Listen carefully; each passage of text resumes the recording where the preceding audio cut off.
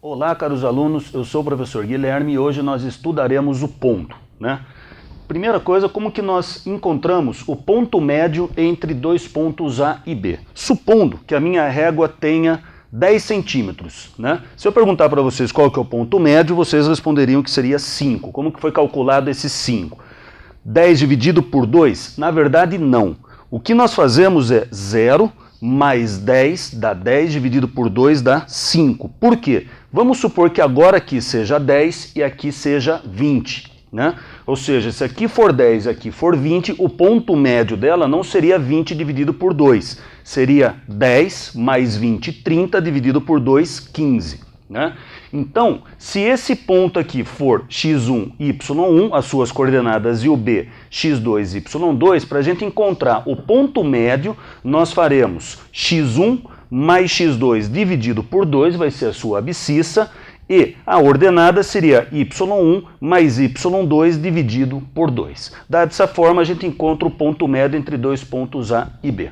Agora, a distância entre dois pontos A e B, tá? Eu vou considerar o plano cartesiano, esses dois pontos A e B, onde as coordenadas do A seriam x1, y1, e as coordenadas do B seria a abscissa x2 e a ordenada y2. Note que, se eu traçar agora entre essas distâncias A e B, esses dois segmentos, eu acabo formando aqui um triângulo retângulo, na qual eu tenho o alvará de aplicar teorema de Pitágoras, visto que a distância entre A e B é a sua hipotenusa e esses dois segmentos são os catetos. Note que a medida deste segmento, desse cateto, seria toda a medida de x2 subtraído desse pedaço x1, ou seja, aqui nós temos x2 menos x1.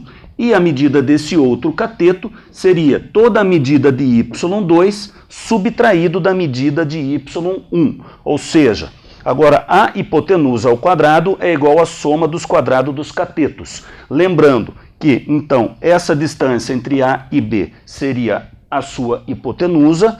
E lembrando que a hipotenusa ao quadrado é igual à soma dos quadrados dos catetos. Esse ao quadrado, eu já joguei ele para o segundo membro, a princípio vira mais ou menos raiz quadrada, só que eu já estou excluindo a raiz quadrada negativa pelo fato de representar distância, e não existe distância negativa, tá ok? Note também que, independentemente se eu fizer x2 menos x1 ou x1 menos x2, pelo fato de estar ao quadrado, esse segmento vai ser aqui positivo, e esse cara também positivo. E a raiz quadrada de número positivo sempre realmente vai resultar num valor positivo.